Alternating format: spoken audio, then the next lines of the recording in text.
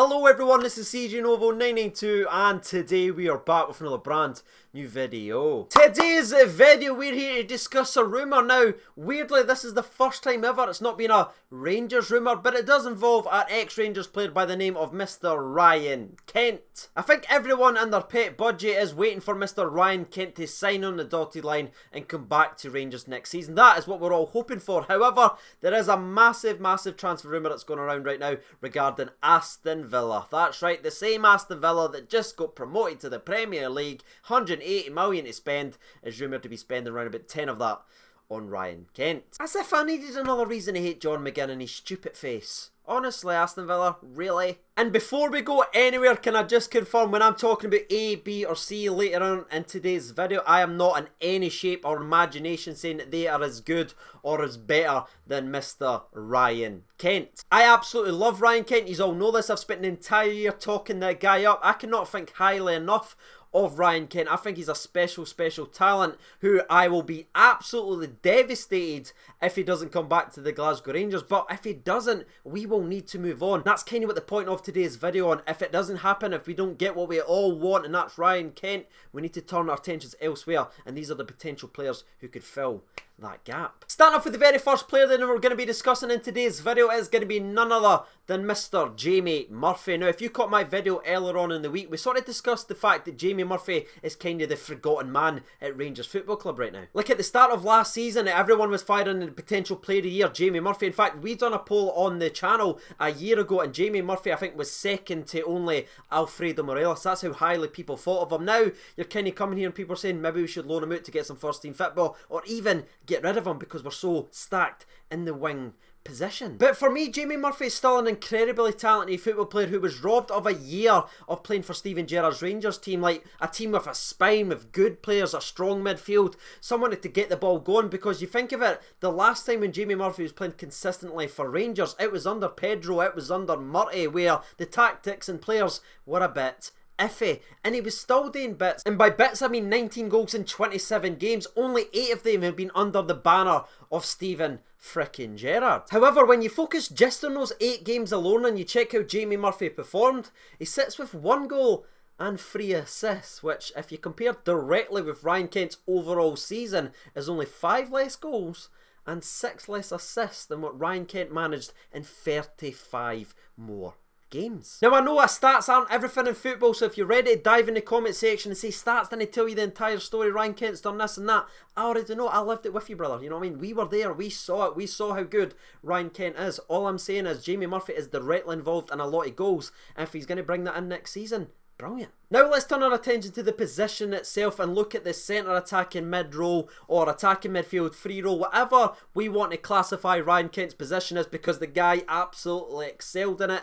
is something we need to address. And Jamie Murphy has played quite an impressive amount of games in a similar position. Now in the free row between the attack and the midfield, he sits with 39 appearances, 7 goals and 6 assists as well. And if you just look at our team right now with the players we've got currently on the books, I think Jamie Murphy is the most suited to that position. Again, I'm not saying he's going to be as good as Ryan Kent, but he can go either way. He's comfortable on either side and he's got a good finish on him as well. The only negative, or the only if and slash question mark about Jamie Murphy is how is he going to be after this injury? You know what I mean? It's not a guarantee that he's just going to go and take off like he did the last time he pulled on the Rangers jersey. It's going to be very interesting to see what Jamie Murphy actually plays for Rangers again. Is he going to be the one full of confidence and willingness to beat people, or is he going to have that injury in his mind and is going to be a slightly different player as well? We don't know until he next kicks a ball for the Glasgow Rangers next season, but until then, let's discuss and speculate. Now, moving on to the second player who could potentially fill that void, and it's going to be none other than Jordan Jones himself. And whenever I talk about Jordan Jones, it's always interesting to see the comments, because again, I read every single one. The reaction is always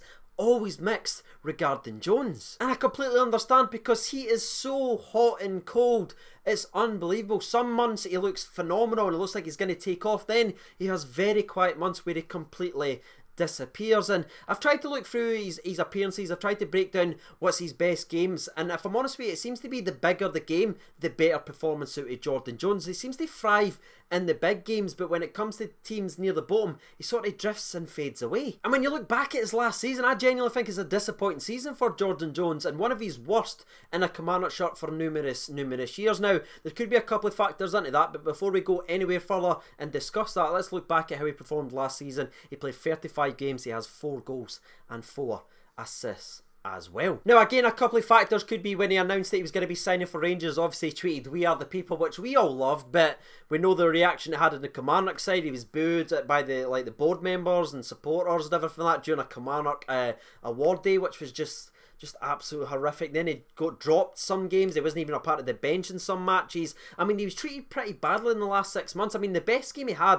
for Kilmarnock in the last 6 months of the season was annoyingly against Rangers, where Stevie Clark backed him to play against us and he went and scored the winner for Kilmarnock. That is just Rangers things. But if you go back and think of that performance and you look at Jordan Jones, he was really, and I mean really, going after Tavernier every single time he had the ball. He was strong, he was willingness to get forward, and again he had the composure to beat an ongoing Alan McGregor who was just coming for him, and he had that composure. There was a lot of pressure on him, so it shows he can handle the mental side. I mean, he wasn't bullied in that game, he wasn't nervous, he wasn't scared about playing Rangers, who was obviously going to be joining. It was obviously done, the players were all speaking to him ahead of the game, so it shows a lot of mental toughness there, and that is what he's going to be needing if he's going to come here and be a success at the Glasgow Rangers, because it's okay performing 1 out of every 4 for teams like Kilmarnock, who aren't expected to win every single game they play, but for Rangers you need to perform week in and week out, especially under Steven Gerrard. I mean, case in point, it's going to be Gresley. Just look at the guy. He wasn't consistent enough, he wasn't good enough when he was given a chance, and what's happened? He's been absolutely binned. But I am not going to be judging Jordan Jones until he pulls on the Rangers jersey. I will certainly give him that chance to see if he can handle playing for the famous. And by the way, he's played in a similar role. Again, it's not going to be exactly the same as Ryan Kent, but just in behind the striker 17 times throughout his career, and he's managed to get 3 goals and 2 assists during those 17 appearances in the centre of the park as well. Now moving on to the next player, this is going to be another young player that we managed to sign on a pre-contract by the name of Mr. Jake Hasty. Now Hasty is someone I rate very highly, especially if you watch the SPFL show. You heard Gogsy brag and everything about him before he even kicked the ball for Motherwell, and for once in that man's life he was right about saying Hasty is special. He's definitely got all the tools to becoming a top player. It's whether we sort of nurture it correctly and move him in the right direction. He's going to be needing some game time now. Is he going to get that right away? For me personally, he's one of the least likely to all the players I'm going to be mentioning. I do not see him being thrusted right into that very important role right at the start of his Rangers career. I think he's going to be one of these ones that's used as an impact player from the bench and slowly build his minutes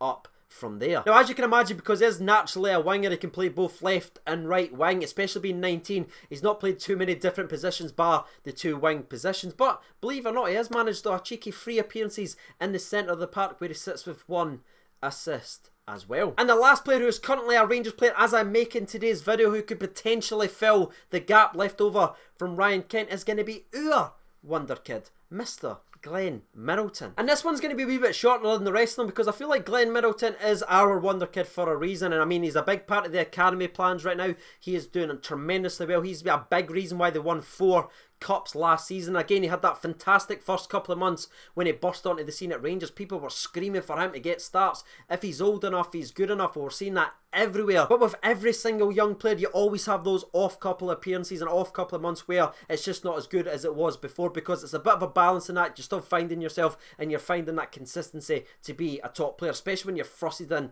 to the first team like Glenn Middleton actually was. And just like Jake Hasty we just mentioned, when you just look at the tools he brings to the table, he could certainly be a success in the role. However, I do have one little knock on Glenn Middleton regarding this central position, and that's going to be the fact that he is very left footed. I don't think he's got the ability to cut down in his right and whip balls, and I'm sure he'd get the odd cross in here or there, but I think it'd be Daniel Candeias level-esque of just absolutely everywhere. On his left, you've seen it, it's immaculate, but out of everyone that we've mentioned, he's probably the weakest with his weaker foot, and I think that'll go against him regarding this role. So that's everyone recapped who's currently on the books at Rangers who could potentially fill that void, massive void that's left over from Ryan Kent. Does any of them grab your attention? Let me know down in the comment section below. If I was to choose out any of them, the one player I think would be successful in that role right away on the top of my head is going to be Jamie Murphy. I think he will excel in that position. But if you're asking me what player do I think is going to fill the overall void throughout the entire season, it's actually going to be none of the 4. I don't think any of them will play consistently enough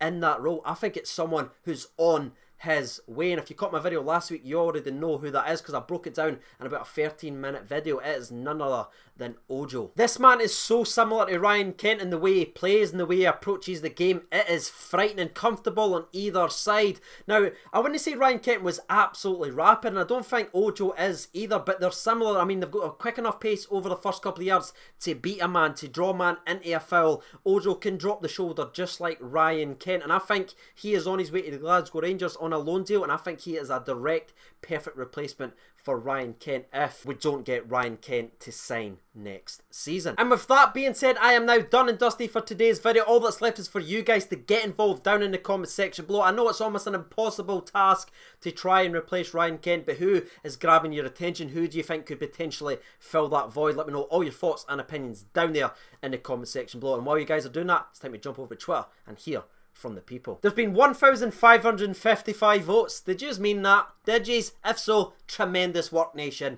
Nation Hings. The three names that I obviously mentioned in the Twitter poll was Jones, Hasty, Murphy, and I left the fourth choice open as other as well. 5% votes for other.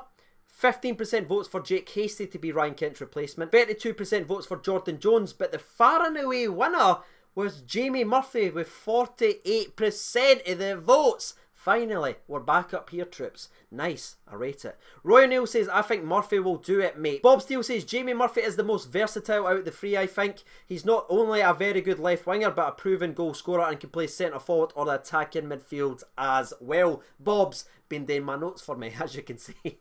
Andrew Wilson says, Jamie Murphy is probably the most likely to have a chance out of them. I doubt it will be Jones or Hasty or anyone else in the team right now. Ian says, definitely think Murphy should get a chance, especially given his season got cruelly ended by injury. Exactly, Ian. At Andy British writes in, hopefully Jamie Murphy has still got it after he returns from that injury. He was one of our main players before it. Ryan agrees with that by saying our best player until that injury, in his opinion. And the last two or three that we'll actually do, we'll scroll a wee bit down just to try and give everyone a chance to get read out. Right, we'll stop it right here. Faceless writes in, none of them are capable of replacing him. If he does not return, then he needs adequately replaced. Ryan Alley writes in, we should be preparing for disappointment if this is how we plan to replace Ryan Kent. And the last one we'll read out, again we'll scroll all the way down to the bottom and we'll stop it right here. It comes from Little Ross and he writes in, Ojo with a question mark. That man's been watching the channel recently. But there we have it, ladies and gentlemen, boys and girls. You've heard from the people, you've heard from myself. If you haven't done so already, you know what to do